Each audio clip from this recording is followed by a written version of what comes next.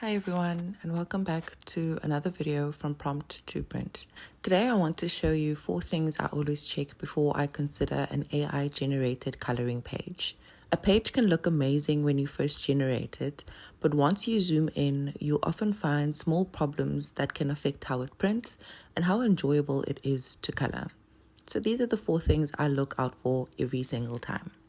The first thing is the background. One of the biggest mistakes I see with AI-generated coloring pages is a gray or textured background. At first glance, it looks white, but once you zoom in, you'll see shadows or textures, sometimes even tiny gray dots. That becomes a problem when you print because the page doesn't look clean or professional, and it can use more ink than it needs to. A professional coloring page should have a crisp white background with clean black line art.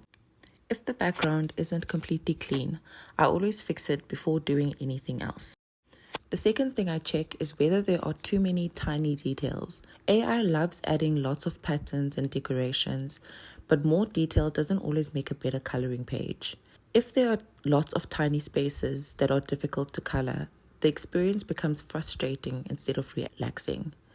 I always ask myself, would I actually enjoy coloring this? If the answer is no, then I simplify the design. The third thing I look for is objects that don't make sense. AI is clever, but it still makes mistakes.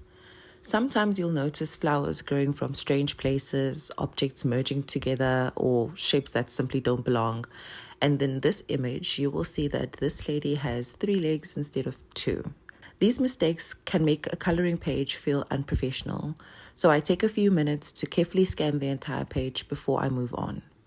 The fourth thing I always check is whether the AI has already colored parts of the page. This happens more often than you would think. Sometimes the AI fills in the hair with solid black, shades the eyes, or adds dark areas that are supposed to be colored by the person using the coloring book. A coloring page should be a blank canvas. The person who buys your book wants the freedom to choose their own hair color, own eye color, and shading style. So if those areas are already filled in, you've taken that creative choice away from them.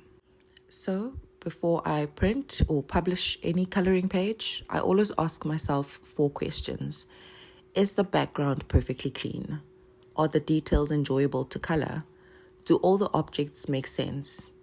And am I giving the colorist creative freedom? And if the answer is yes to all of these, then I know I'm much closer to creating a professional, print-ready coloring page. In the next video, I'll show you the exact prompt I use to create cleaner coloring pages from start, which means less editing and better results. If this is content that you enjoy, please take a moment to like, share, comment, and subscribe.